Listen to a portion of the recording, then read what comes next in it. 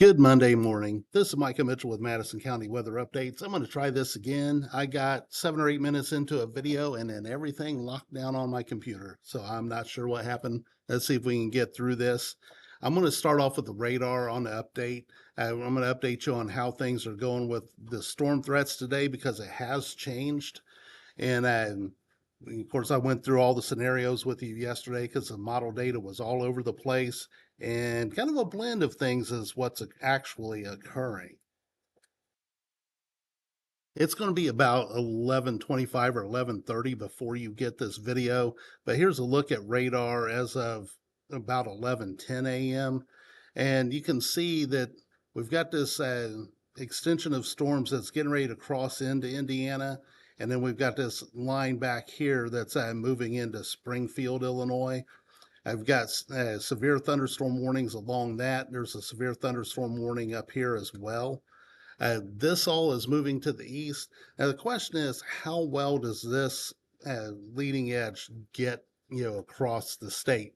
There's kind of, you can see what's left of a residual piece that tried to get in earlier and it fell apart. So we'll see how well this gets across.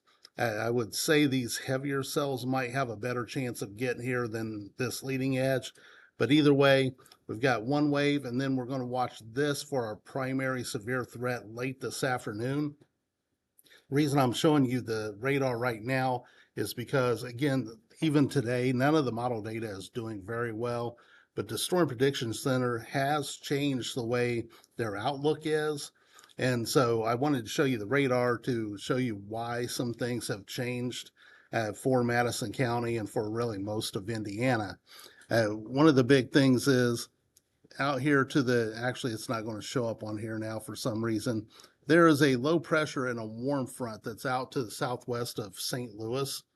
And that has not come as far north and east as what data had indicated yesterday. So that's kind of altering things. And then again, this development that's actually occurring and will come through during the heat of the day is also altering our severe threat over here. So here's the latest from the Storm Prediction Center. All of Indiana is either in a slight or enhanced risk of severe. Again, I still think that areas to the south of Indianapolis and basically west of I-65, going all the way down into Kentucky. I think if you're west of I-65 in Kentucky, this stuff should all be pulled farther to the east, out to here. But again, regardless of where the lines are, the main thing is knowing that the threat does exist. Now, here's where we get into where things have changed. Again, because of the timing and because there is an afternoon threat this afternoon versus yesterday, most of the data had us getting nothing until late night. The tornado threat has come farther east.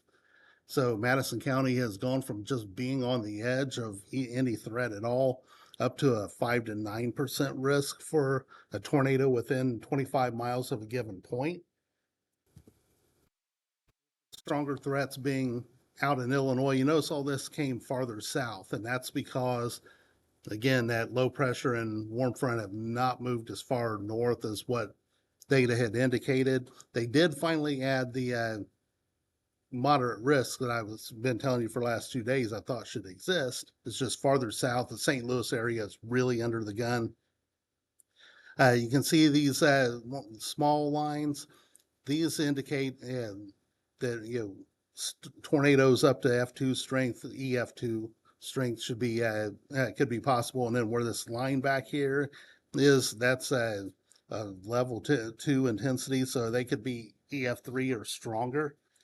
Again, I think this should be pulled farther to the east. So again, if you're going to be in southern Indiana, western Kentucky, or if you know somebody down there, I would be more vigilant than even what this outlook has. But again, just knowing that the risk is there, including again for Madison County.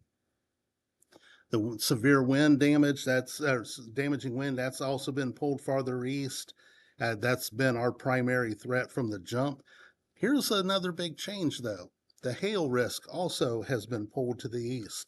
And you remember in my video yesterday, I told you that even though We were not listed in the SPC as having any risk. I don't think any of Indiana was.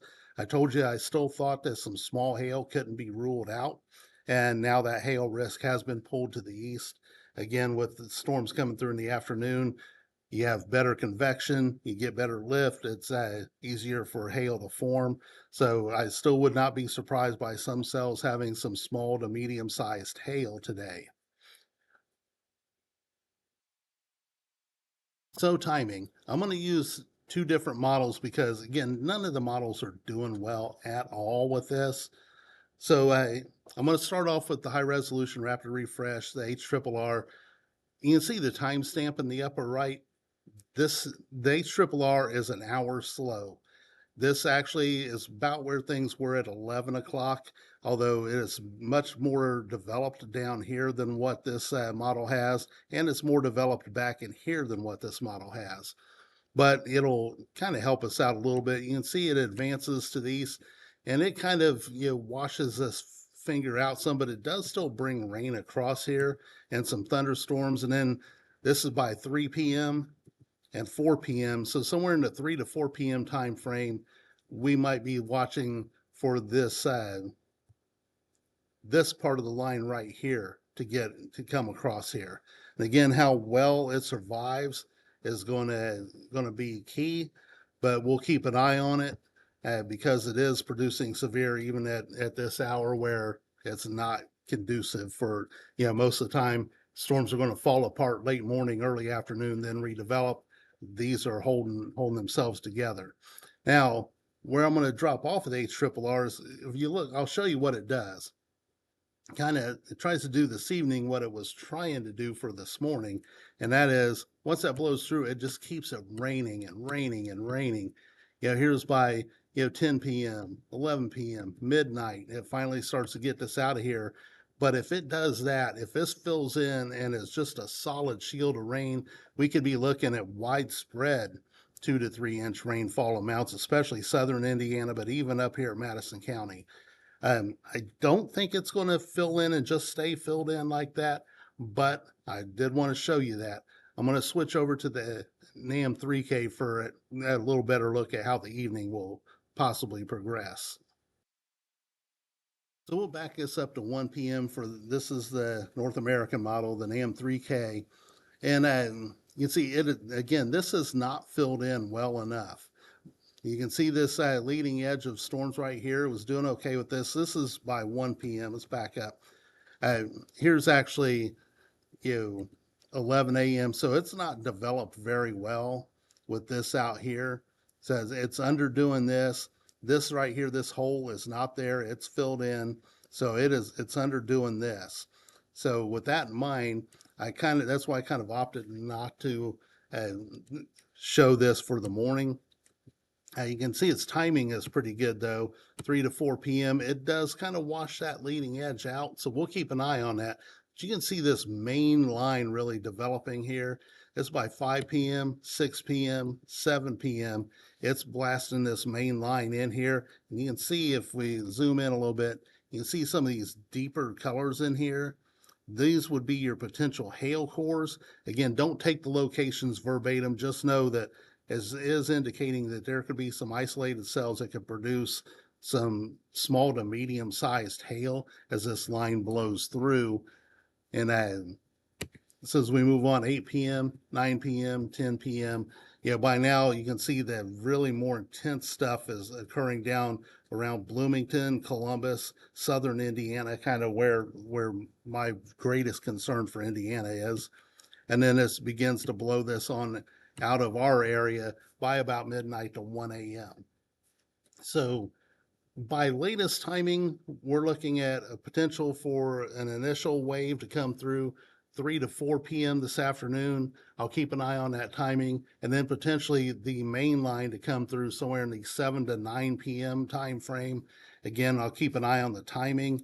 The fact that this is earlier does increase as certain severe threats because there will be more conducive atmosphere to work with. One thing we have to hope for is that we don't see a lot of sunshine this afternoon. This would be the type of setup that an hour or two of sunshine could be a destabilizing factor. So I've rambled on long enough, but I just wanted you to be aware of where things stand right now. All modes of severe are possible today. Again, looking at two potential severe waves, one potentially 3 to 4 p.m. That one's a little more questionable. We'll say 3 to 5 p.m.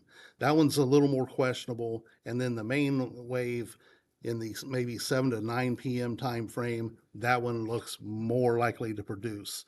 So if I need to go live this evening, I will do so. I'll keep you updated, probably with another update this afternoon, at least something quick from my phone just to let you know where things are heading. In the meantime, this is Michael Mitchell with Madison County Weather Updates. And thank you so much to those of you who support this page, to our page sponsors. And as always, if you don't support the page, but you can, please check out the pinned post at the top of the Facebook and X pages and donate or subscribe, and I'd appreciate it. Thank you.